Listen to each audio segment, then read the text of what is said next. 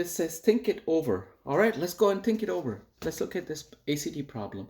So before we do that, let's look at even functions. So what are even functions? Even functions are where you replace x with negative x, you will get the same function of x. So they have symmetry with respect to the y-axis.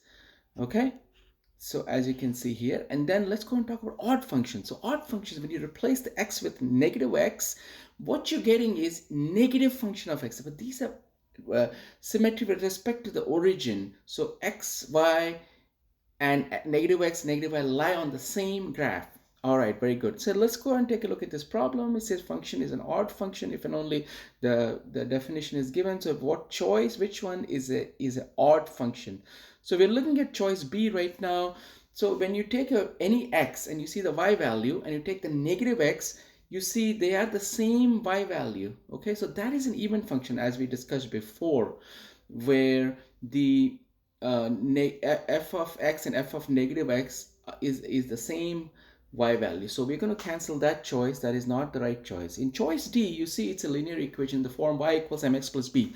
So that one, if you take any x value and you have a corresponding y value, and then go ahead and take the negative x value, and you see that it's not the same as the x value we took. So the x value had a y here, the negative x has a y that's lower. So this is not the same. So that is not symmetric with respect to the origin.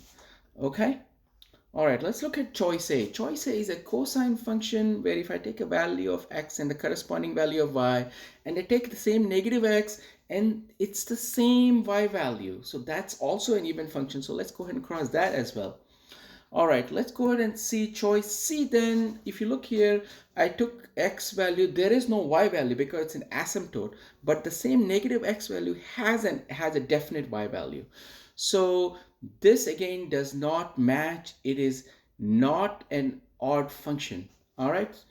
Okay, so let's look at our final choice. I take an x value at the corresponding y value, take the negative x, and the corresponding y value is actually negative function of x. So xy becomes negative x, negative y, which is the definition of an odd function.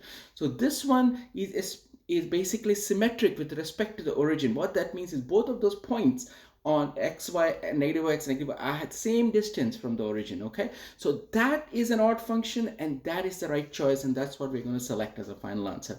All right, if you enjoyed this video, please let me know in the comments below, and I will talk to you next time. All right, have a wonderful day. Bye bye.